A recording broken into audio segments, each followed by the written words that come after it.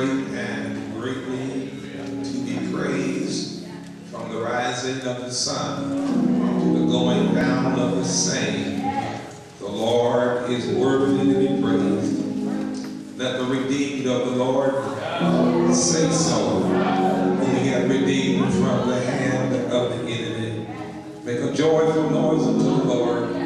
All ye lands, serve the Lord with gladness. Come before his presence with singing and preaching with zeal. This was a divine command.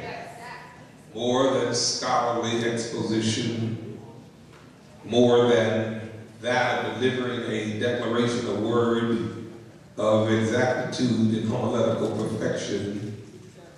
The Jewish people were ecstatic. Persian King Cyrus had sent out a decree and released the captives that they might be able to return to their homeland. It was hard for them to believe that it could happen and that they were really free. They could go home.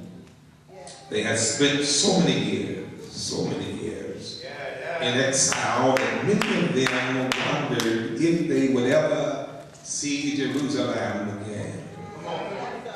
But now the news had come. They were packing their bag and were walking out of slavery into liberty. It had, my brothers and sisters, to happen for them because they were the people of God. He said, when I gave you my word over your life, I stay committed to you until I see that word come to pass. While you're pushing and pressing and struggling to become everything that you were going to become, others may leave you, but I will never leave you. Actually, he said, I will never forsake you, and lo, I will be with you until the end. Till the end of what? Until the end of the fulfillment or the completion of the word that I have spoken into your life.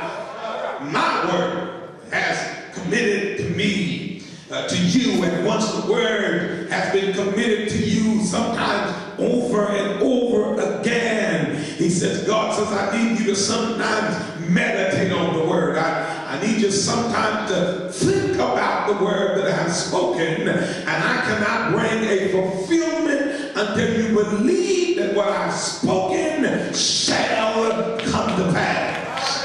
I hear the Lord say, I become obligated to make sure that the word comes to pass. Tell somebody, say, he's obligated to you. I said, I'm obligated to make sure I am prepared to watch over you. I've chosen you to succeed. I've chosen you to survive. I've been chosen to make it. I've been chosen to outlive everything I'm going through. I've been chosen to outlast it all. I've been chosen to overcome it all. I've been chosen not to fail. I've been chosen not to be a reject. I've been chosen not to be stagnant. I've been chosen not to be a quitter. I've been chosen not to be a loser. I've been chosen not to have a nervous breakdown. I've been chosen not to die in this sickness. I have been chosen. In Galatians, he tells us that if you want to understand the methods of God, and you got God to look into, you got to move from where you are and move into the Old Testament, because the Old Testament is the schoolmaster, and anytime you want to understand the thinking process of God as it is relative to his people, you've got to look into the Old Testament.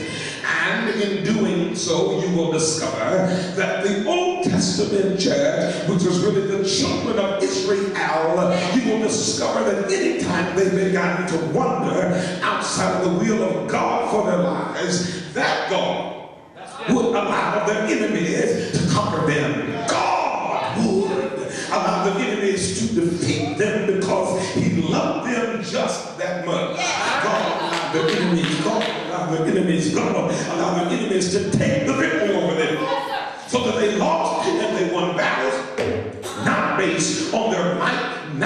upon their weapons, not based upon the numbers, not based upon the strength, but they lost and won battles based upon whether they were in right standing with God or not.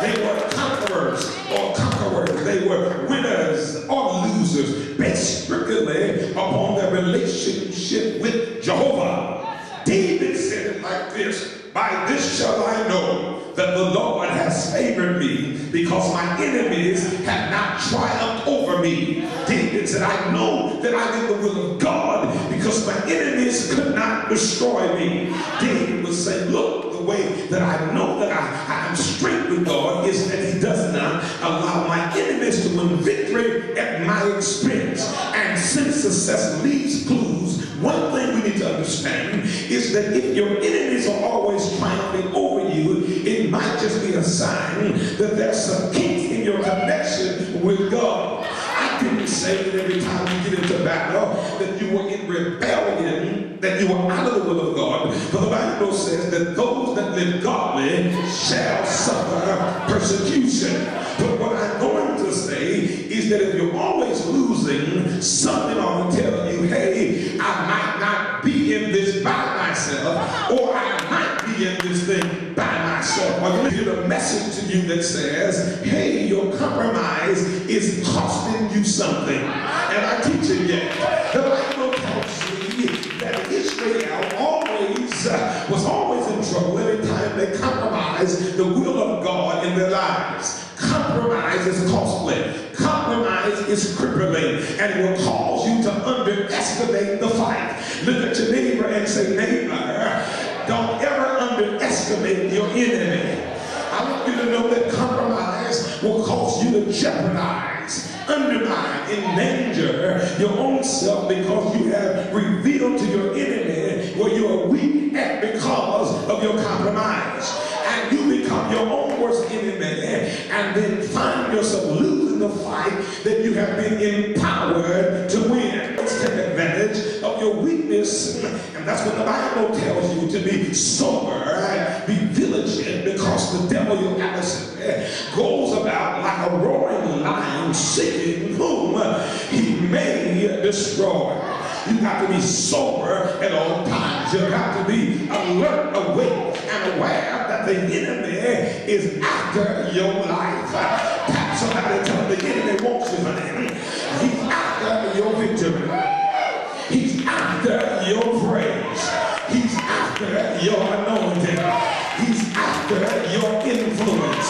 Therefore, you can't afford to take a weekend off.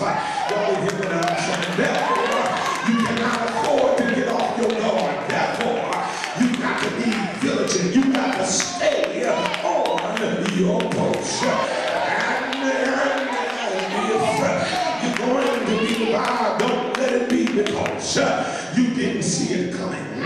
If the devil gonna get me, at least I'm gonna see it coming. Because you're not watchful.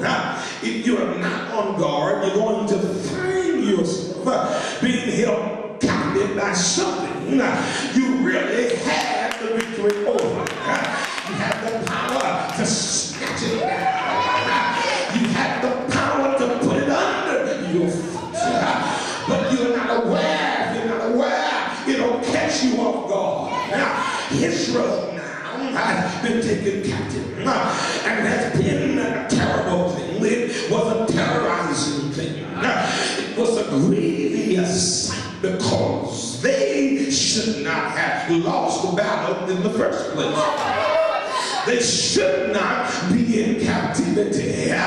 They are in captivity because they were caught off guard. Shame, they had been pulled out of their place.